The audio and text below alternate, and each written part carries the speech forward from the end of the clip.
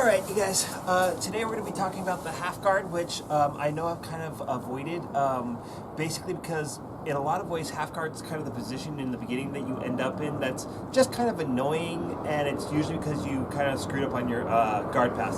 So I'm going to have to start off with Jet's guard. Just a regular guard here. And what I mean by that is that if I do whatever guard pass, whether I do like a shake pass or whatever, come down into this position, and I do a near side knee cut, a lot of times what will happen here is that, especially white belts, they'll get very excited here, and they'll just like go here, and then they'll get their leg caught here, and they're like, oh, God damn it, and you just kind of get stuck here. Now, the thing about half guard, when you're in half guard, it's not necessarily a completely useless position for me, right? Because I can actually do that Gambit roll to the back that I've showed you guys before, or if Jet is really doing a good job on getting onto his side and he's really using his top arm to frame, right? So he's extending this arm out, I can start to set up a Darce choke here, and I don't have to pass the half guard to finish this Darce choke, right? So that's one of the things to know about the half guard, is that when you are playing the half guard, you don't necessarily want to be extending that top arm, right? What he's usually going to be trying to go for here is he's going to try to get an underhook here.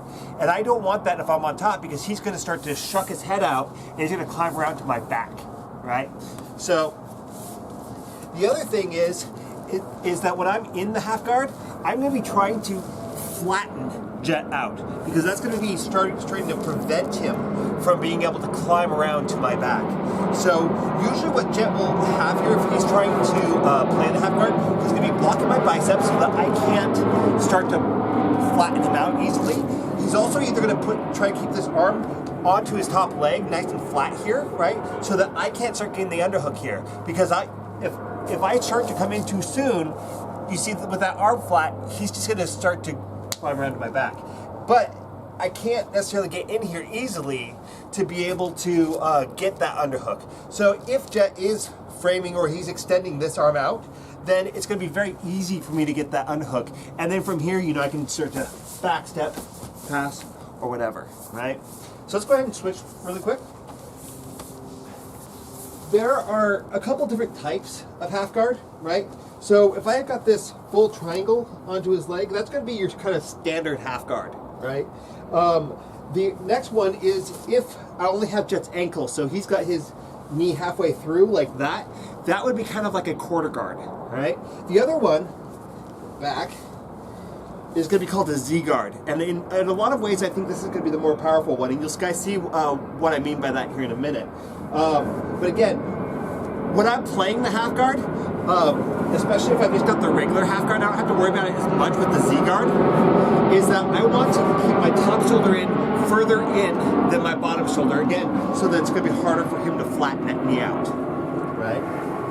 With the Z guard, I'm stopping on my own foot, so my bottom foot is under my top foot, right there, right? And I'm pressing into his hip. So if Jet tries to flatten me out right now, he can't come forward. I've got that bottom hip pushed really back, and it's actually really uncomfortable for him, right? The other way that we end up in this, and actually I'm going to have Jet show this, because this is like 90% of Jet's game, I swear, it's right, is that, and I almost like, whenever I get to Jet's mount, I almost always try to slide it to an S mount, because I know this little fucker's going to put me in half guard every fucking time, right? So if I'm in a low mount, or if I'm in a mid-range mount, yeah, every fucking time. And he's so clean and so fast about it. So you see now I'm in this quarter guard, that I just don't like taking mount with him. I almost always want to go to that high mount. And so what Jet's going to do now is he's going to scoot under my leg, push it in, and then come up all the way up into the half guard. The last way that's really common for the half guard is if I'm in the knee ride and this foot's off the mat and I don't have it tucked under his butt, he's gonna scooch his knee under there and just push my knee in, and then I end up in the half guard there too. So, you know, the way that you're going to end up in half guard is either going to be because your guard pass was not particularly clean. You didn't do a good enough job of keeping that leg stapled until you were able to clear the other leg. And what I mean by that, let's put your head this way, is that I'm doing this knee cut, right? Usually a couple things that I'll do here, right? One is that I will just start to pull this leg out while this one's still stapled. So I'll do a big back step and then come in, right? I might take this hand and I might pressure into his thigh here, right? And then I bring my knee out and come down here, right? So if you're not doing those things when you're passing and you're finding you're doing that knee cut and you're always ending up in the half guard, that's the reason, is that you're not doing any steps to actually prevent him from being able to lock up on that leg.